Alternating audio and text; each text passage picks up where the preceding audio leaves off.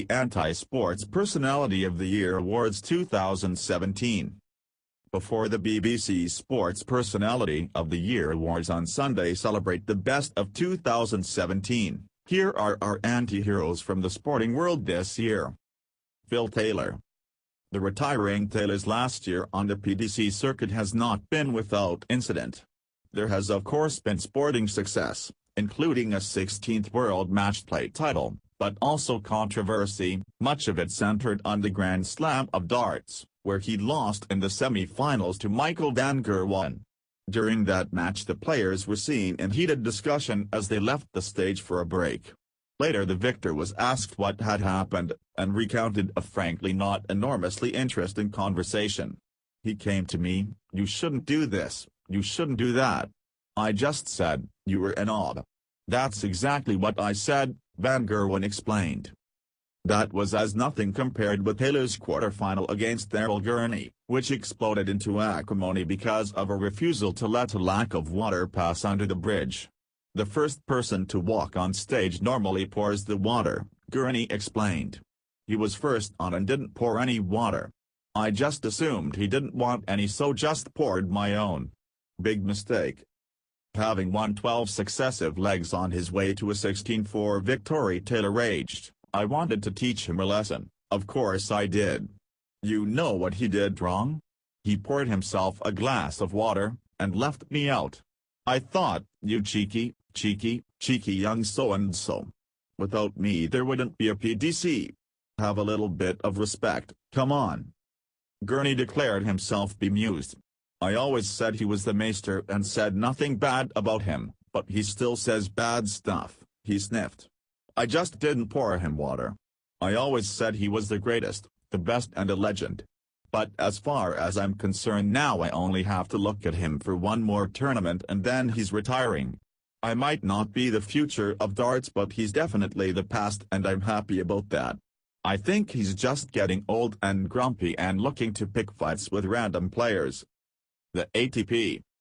For the first time this year the ATP closed its season not only with the now traditional grown-up ATP finals but with the second competition for up-and-coming youngsters, the next-gen ATP finals, which was eventually won by the 21-year-old South Korean Chung Hyun.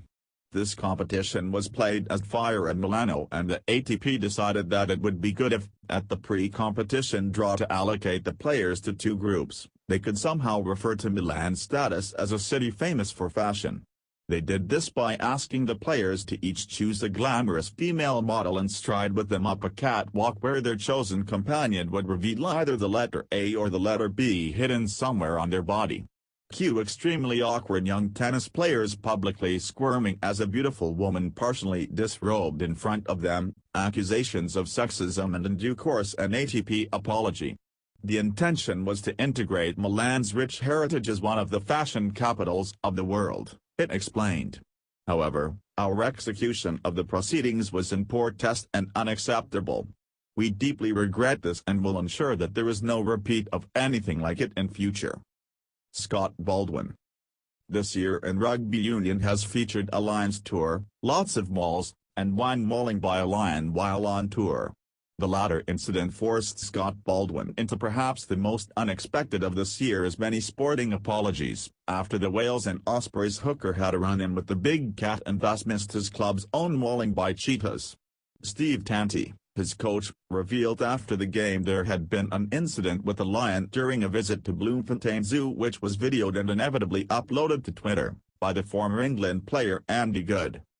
"I don't know what sort of wildlife show Scott has been watching where you can pat a lion on the head as if it's a kitten," Tanti said.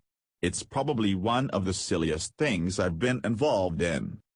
Baldwin needed 4 operations and missed 3 matches, though at one stage medics considered amputation, before returning to fitness.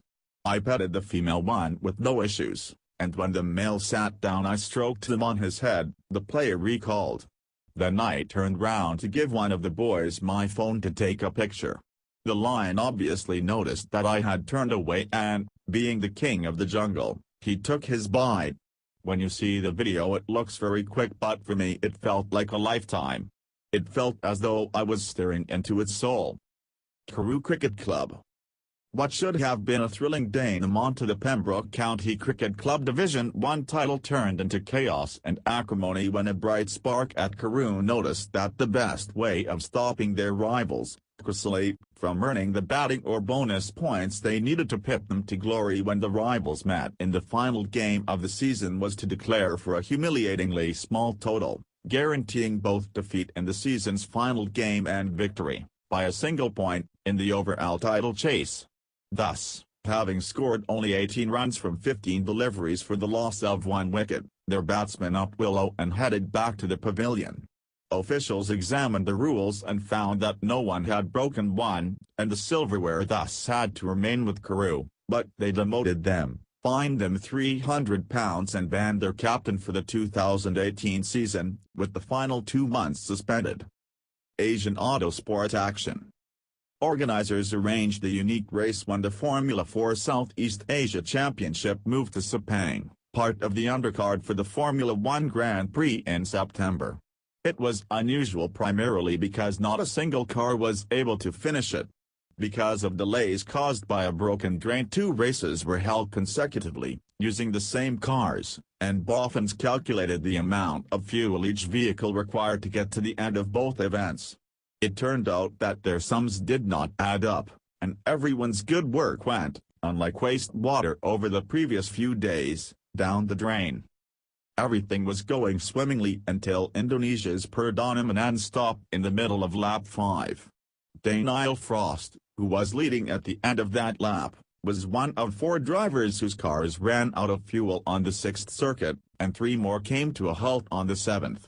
With the safety car deployed because of the number of stationary vehicles littering the track, the one driver who was still moving, Kane Shepherd, drove slowly behind it in the hope of claiming an unlikely victory, but short of deploying a tow rope he had no hope. The Asian Autosport Action chairman, Peter Thompson, explained that we filled the cars for both races, but miscalculated the requirements. They decided to accept their results at the end of lap 5, giving the then 16-year-old Frost, whose career as a driver of international repute has not been held back by the fact that he will not become able to legally drive in his native Singapore until next October, victory. It was strange but a very interesting day too, he said. Nastas. Whether he was offending Serena Williams, creeping out and Kothawang, abusing journalists or driving Johanna Konta to mid-match tears during Great Britain's Fed Cup tie against Romania in April, Nastas could do no right. When the Romania team captain was introduced to his opposite number, the married, pregnant Kothawang, he asked for her room number and told her that we keep being attracted, also saying things that, according to the Briton, I am not going to repeat because it's language that is not appropriate for anyone to speak to any other human. Nastas then speculated to the media about the color of Williams's as then unborn child. The following day he approached the British journalist, Eleanor Crooks, who said he repeatedly called me stupid and said the English were out to get him in an encounter that was unpleasant rather than threatening, before taking his place courtside for Konta's match against Sarana Sursta.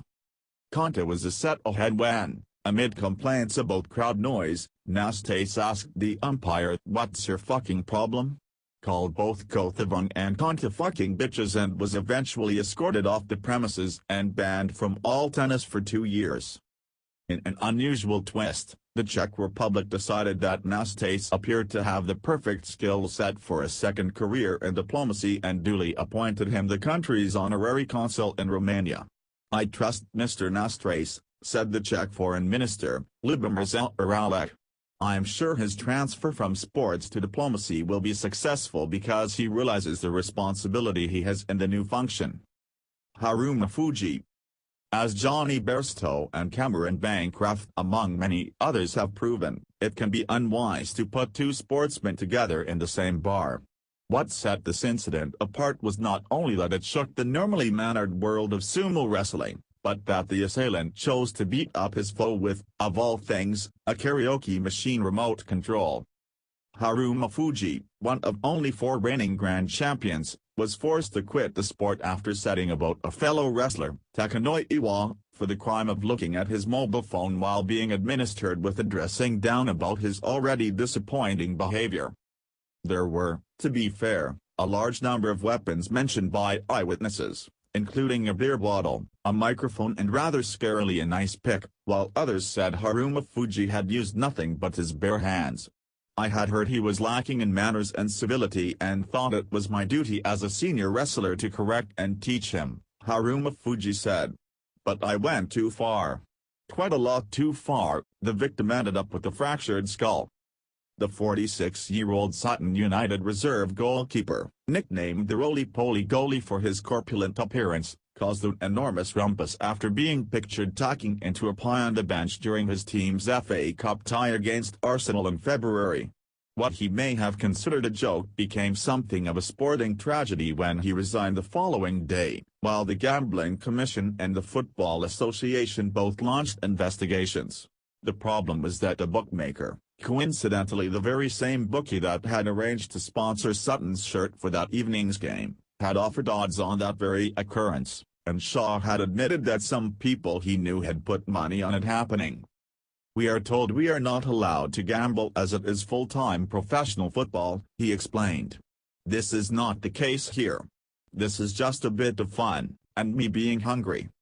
The Gambling Commission sniffed that integrity in sport is not a joke, while the FA took 7 months to come to a conclusion, in which time it ended its own lucrative sponsorship deal with a major bookmaker, and then banned Shaw for 2 months.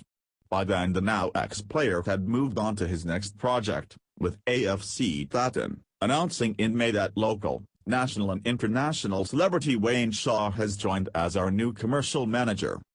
Since you're here, we have a small favor to ask. More people are reading The Guardian than ever, but advertising revenues across the media are falling fast.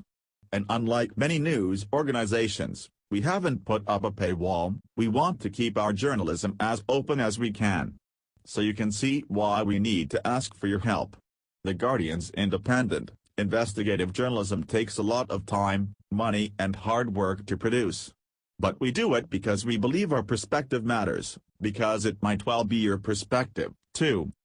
I benefit from The Guardian's high-quality website every day and would like its investigative and trustworthy journalism to remain available to everyone freely. Alice S.L., Netherlands. If everyone who reads our reporting, who likes it, helps fund it, our future would be much more secure. For as little as £1, you can support The Guardian, and it only takes a minute. Thank you.